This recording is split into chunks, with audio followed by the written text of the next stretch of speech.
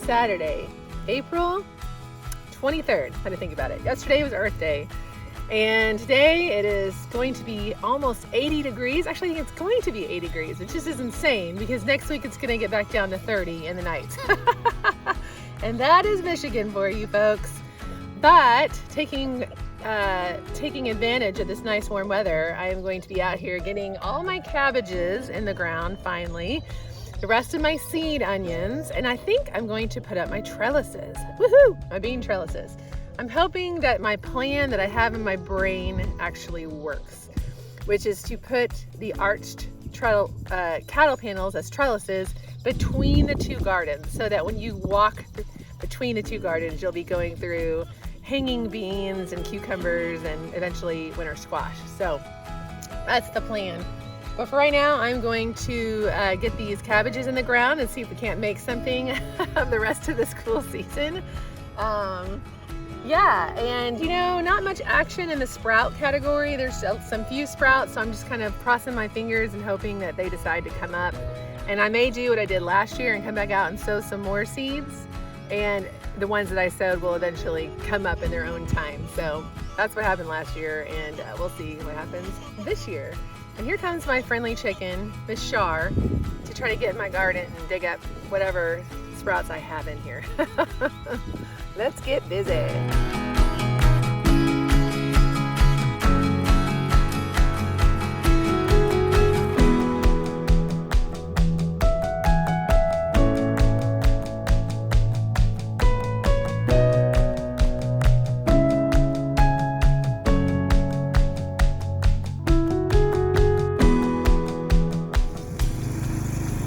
The minute I start the video, my son drives by with a tractor.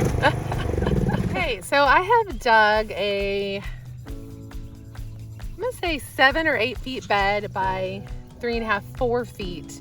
And the reason for that is because I want to be able to reach almost all the way across with my hand and not be worried about squishing plants on the edges. I'm making my beds a little bit wider than my pathways. And I want my pathways to be wide enough to get a wheelbarrow down. So anyway, I've done my beds, most of them, about 3.5, 4 feet wide, and looking like they're gonna be about 8 feet long, if I'm doing my math right.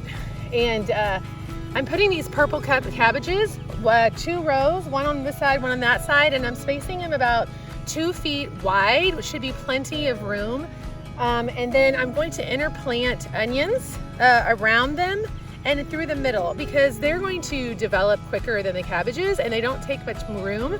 So as soon as they're ready, I can pluck those out and decide to plant more or not as the cabbages fill out. So I may even come in here and put some radishes in too, because they grow quickly, like in 40 or 50 days, some even in 30, I think. And it won't take away from the nutrients of the cabbage and the cauliflower, and will allow me to get more produce out of one area. So I'm gonna go ahead and put these in the ground, and the onions as well, and then I'm gonna have to do one more bed because I still have 9 more to go.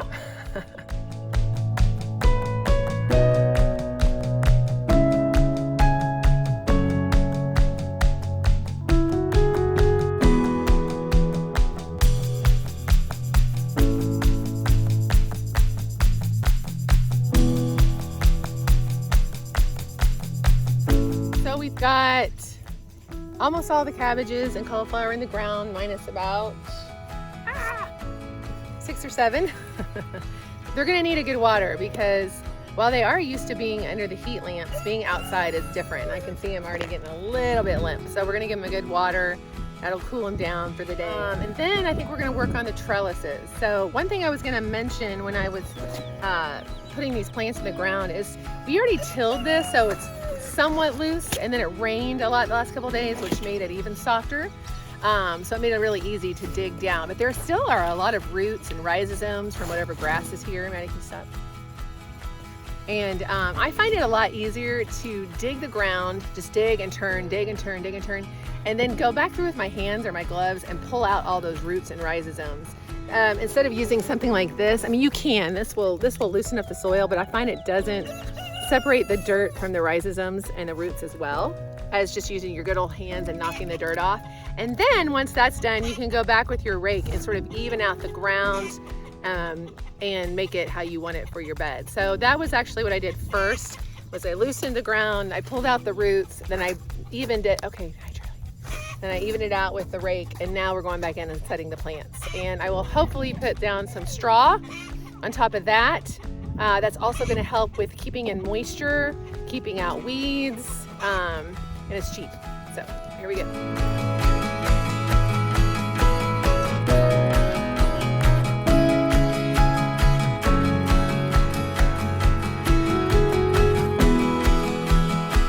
Over here we are getting the poles in for the garden gate.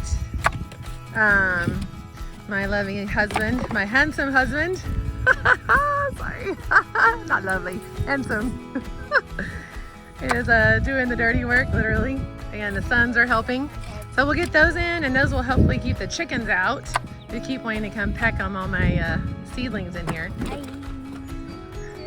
The other thing I want to do is I planted all these peas right here along the fence line, and I did not pre-soak them. I just was lazy. I didn't really want to. So it's going to take them a little bit longer to germinate. But what I want to do is I want to get wood chips on here right now because it's going to help hold the moisture in.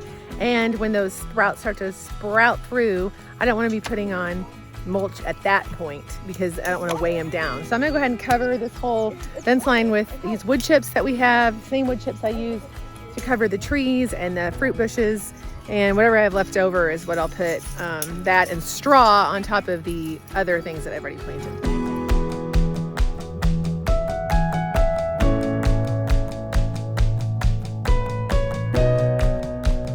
I'm having to laugh at our situation here. We've got rabbits outside enjoying the sunshine and the green grass. We've got our baby ducks next to them. And then we've got chickens wondering what the heck is going on out here. Isn't that right? Wondering what all this activity is. Here's our little ducklings. I don't know if you can see them. There they are. They're not so sure. This is their first day outside. And they've been talking to Pepper, the bunny rabbit over here, who's talking to Dot, the chicken, who's going off to do something. Loving the activity.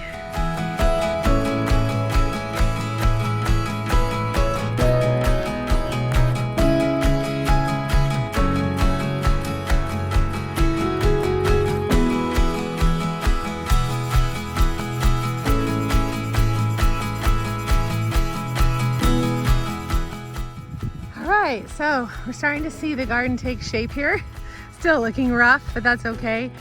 We've got the garden beds with the straw layer on top, which is nice and light, so it's not going to weigh down these baby seedlings that either I just transplanted or that are coming up. They will not hurt or kill those little baby carrots that are coming up, which is why I like straw so much. And it's cheap. And then I've got my cardboard here, which I'm eventually going to weigh down with rocks, which we've got all over our property, or mulch from the store, something like that. Whatever I can kind of get my hands on will go on top of the cardboard so that I'm not having weeds grow through the middle there. So whatever I can get my hands on, a cheap material, is going to go on top of the cardboard there. And then of course here's the center aisle here, and we'll be filling this in as well. And then we've got our other rutabaga and things here. A couple things I wanted to show you. I had to go back and look just to kind of refresh my memory. Was just to see, I knew that carrots in general have a longer germination period, but I just wanted to see just so I could gauge when I would really start seeing sprouts, more sprouts, you know.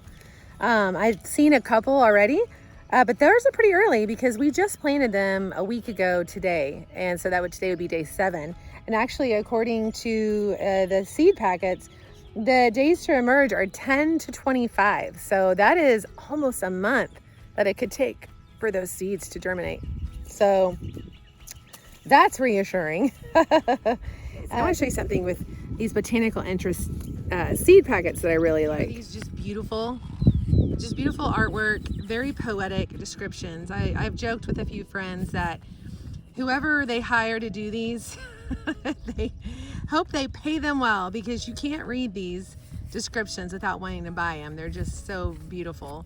But if you turn it over, one thing I love about botanical interest seed packets is that they show you a picture of what the seedling is actually going to look like.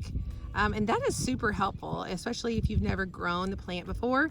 So you can distinguish from your seedlings and possible weeds. And so like those are the carrots. Let's see, over here I've got some bok choy, and it's showing the seedling drawing there on the background. That's really helpful.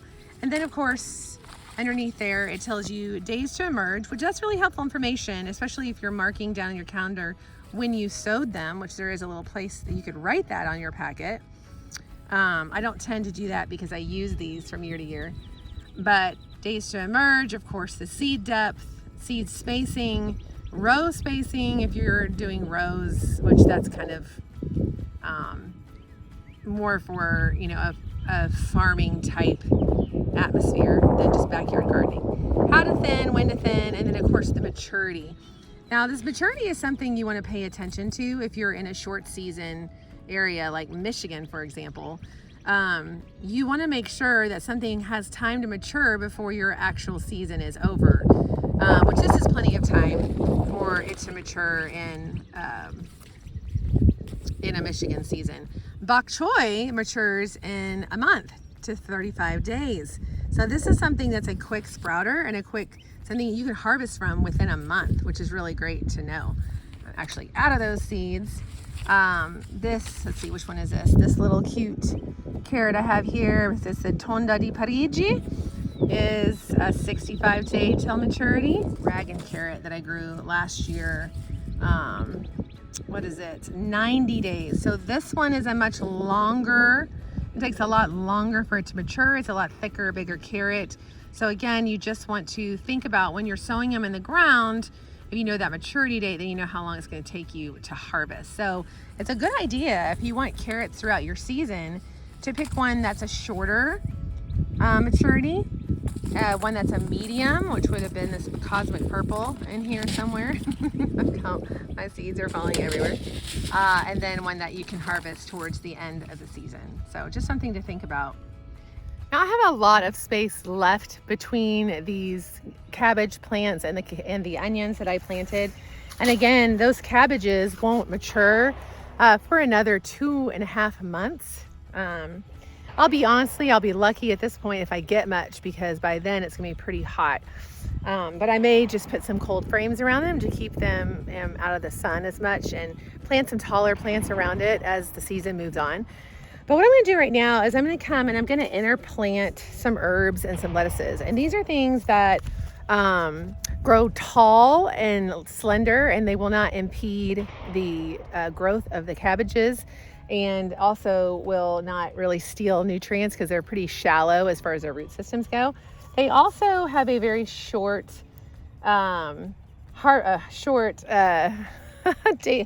period of maturity. I never know how to phrase that. I'm starting to see some seed packets, they share that information and some don't. Days to sprout is 7 to 10 days. But I know that most lettuces are within a month or less than 2 months before they're fully mature. So I'm going to do this Baker Creek Paris Island Cough. It looks like a romaine. Looks like a really pretty romaine. It was a free seed, so I'm interested to try that out. I'm also going to do this Botanic Interest Chef's Medley Mesclun. Mesclun lettuce is super easy to grow. It's like your softer lettuces that you just come and clip off the sides from. They grow super quick. Let's see what this says. Dates to maturity, 21 to 45 days. So I can be harvesting from this in less than a month, which is awesome. So I definitely want that. So I'm getting some of that in the ground. And then I love, one of my favorite mixtures from last year is this Renee's Garden California Spicy Greens. So good. It's got mustard and mizuna and arugula and what is the other one? Arugula, curly endive, mizuna, and red mustard. This was so good. I loved it. And let's see, days to germinate 7 to 10 and days to harvest 40. So this is kind of mid-ground between the 21 days and like the 50 days. So again, I'll be harvesting that in a couple months, in less than a month, excuse me.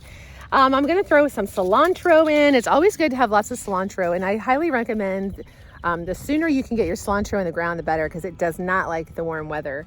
If you can plant it around bigger plants, it'll give it some shade, especially the roots, and keep it from bolting.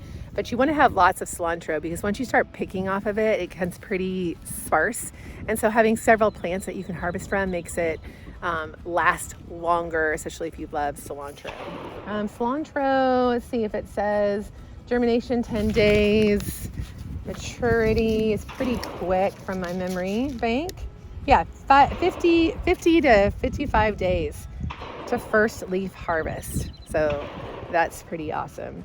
And then if you are trying to harvest it for seeds, for coriander seeds, it's much longer, 90 to 120 days. But in the past, I have had these seeds seed very regularly. They reseed where I have cilantro coming back the next year and the next and the next.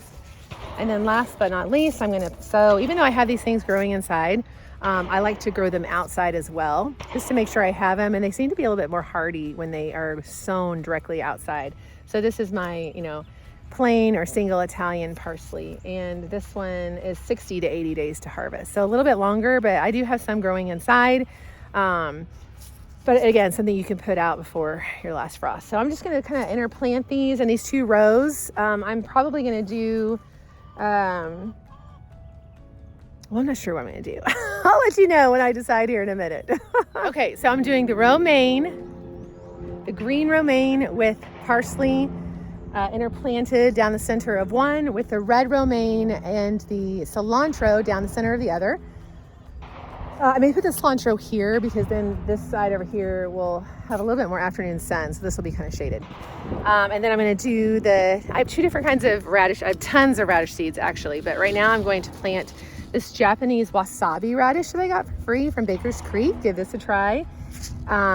With the spicy California greens. We'll have 2 spicy things right next to each other. And then in the other bed, I'll do the Chef's Medley mesclun with the Easter egg blend radishes. So that'll be pretty fun.